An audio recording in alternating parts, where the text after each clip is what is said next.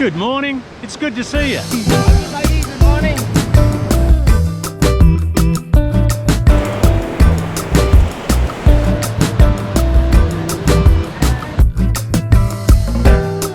I've taken cover under a little hut for a while. The rain hasn't stopped.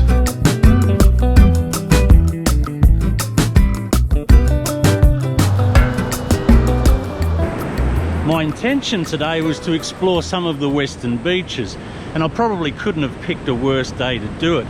It's been raining all night non-stop and most of the afternoon yesterday, and just for a brief period we have a small window of, well, relatively calm and clear weather. So I'm hoping that we might be able to find someone interesting to talk to. There is one guy that looks pretty interesting. Hello. May I ask what you're doing, sir? I clean up the beach. The beach? Yeah. By yourself? Yeah, by myself. You're Because now at the moment it's quite often it's raining in the morning, and so you have less people to join. This is a full-time job, I think, sir, yeah? During this time, yes. You're living here in Selong Belanak? I live in here now for 4 years. Oh, okay. And Was it love at first sight? oh, the first time was 7 years ago. Oh, it's quite new then. So not so long, but long enough. Can I ask how many hours a day you're doing this? Every morning? No, not every morning. Okay. So, not normally on, especially on Sunday and Saturday, we have beach cleanup, and so. But during this time, I come more often in here. Thank you so much, Thomas. It's really generous of you. I've just moved away from the beach a little bit. There's nothing really happening there, so just taking a little bit of light lunch. Selamat siang. Selamat siang. Ada makan, ha? Apa mak? Ada. Nasi dengan Ikan? ikan ayam? Ada. Oke. Silakan, Mister. Sedikit sayur. Sayur beras.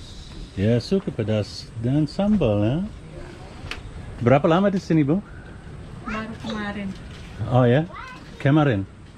Yesterday. Baru. Satu minggu. Baru. Wow.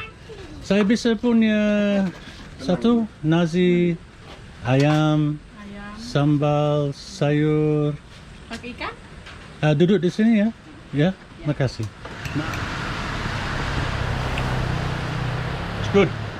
Berapa harga, Bu? 10.000. 10. Tidak mau kembali untuk warung baru ya. Makasih banyak. Ya, see you ya. Bye. I know how hard it is just to start a small business, and she was a really lovely lady.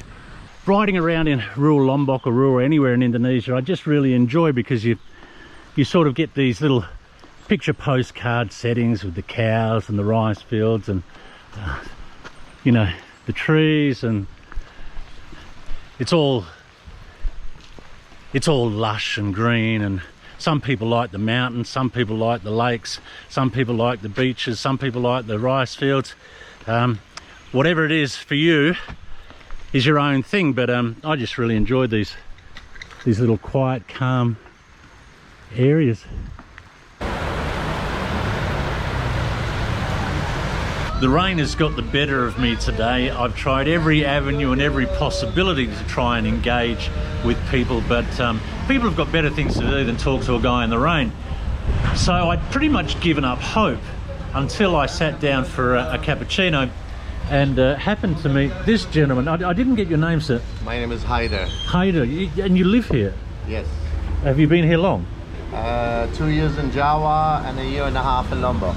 Ah, and your reason for initially coming to Indonesia, you were... Marriage. Oh, marriage. That didn't work out after 2 years, but now I'm happier and more successful. Oh, more successful.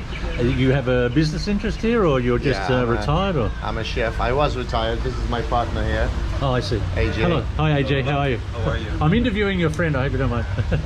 But it'll only be a couple of minutes. Yeah, this lovely man got me out of retirement. Uh-huh. And we're opening a gourmet sandwich place called Bite Oh, really? in Kuta, Lombok. We'll open in about 2 weeks. And bite, and it's gourmet sandwiches. What's your actual background? What kind of are you? What French kind of cuisine. chef? You're French cuisine. Yeah. Ah, so Started in '91 in the UK. Started when I was 5 in Baghdad, which is where I was born. started at 5 in your family business, was it? No, just with grandma making kebabs and squeezing pomegranates and getting lemons from the tree. The good life. And you grew up with food. You Yes. you haven't been away from it. It's a relationship you've had your whole life. When you retired, did you find it difficult to not have an involvement with food, or you continued to have that?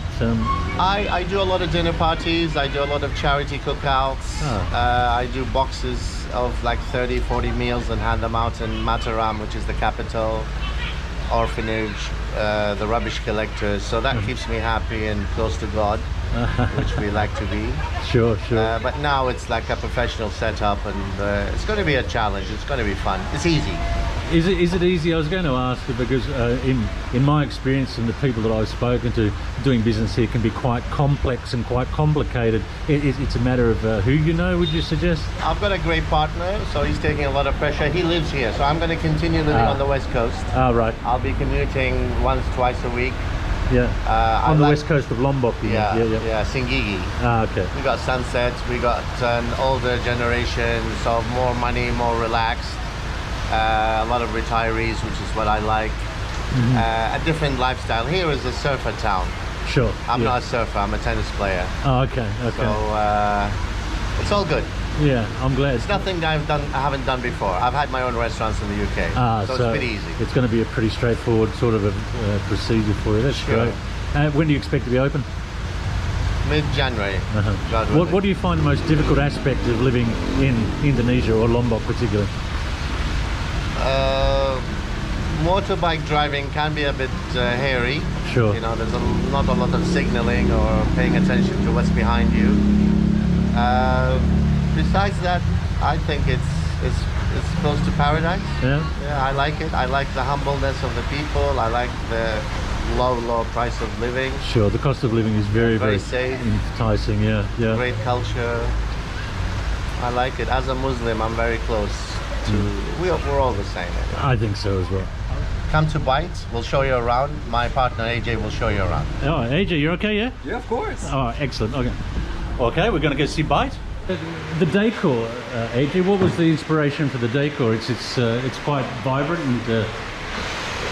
Looking at the whole place and looking at the whole decor of the place, I've got a lot of sandwich lovers. It's a gourmet sandwich place, right? That's all we're going for. I've got some rules beneath it, someplace. It's all black and white until the first bite. That's the inspiration of the whole place. Right. So if you look at everything that you see in here, you see a lot of it's all black and white until the first bite. That's the slogan of the place. So you see a lot of black and white inspiration in the place, except for everything that's related to the food. And that's the love that comes behind it. I've been in love with sandwiches. It feels like heaven, and the equal and chicken, a melody of munching. Welcome on board. This is all sandwich based. The underline or the undertone of the place is a joke. It's all like there's a lot of joking included in it. Whether her looking at him, being in love with him, but he's in love with the sandwich. The logo itself, when you look at it, it looks like a sandwich that you squeeze it. Yes, and you've got sauces coming out And of you it. did the design for it, or did you employ professionals? I have a professional that did the design for it. Shout out to Amr. Amr is a very great Egyptian designer who understood the idea, understood that it's all black and white until the first bite, and went with the whole decor of the place. Tiger was saying there's no utensils. You encourage people to come in and use their hands. 100%. And if you come and you look here, this is one of the ones. So the rest of this one will going to be this guy. You can see the fork right here. On the other side, there's the knife. And the rule beneath this one is leave your manners outside. I like it. AJ, thank you so much. I really appreciate you giving me your time. Yeah. Thank you so Have a very go. much. Well, this was the video that nearly didn't happen. Not the most ideal conditions to go for a ride along the beaches. Once getting out there, it was tricky on the roads. It was wet. It was a little bit dangerous. Once out at the beaches, it was hard to find anyone to talk to.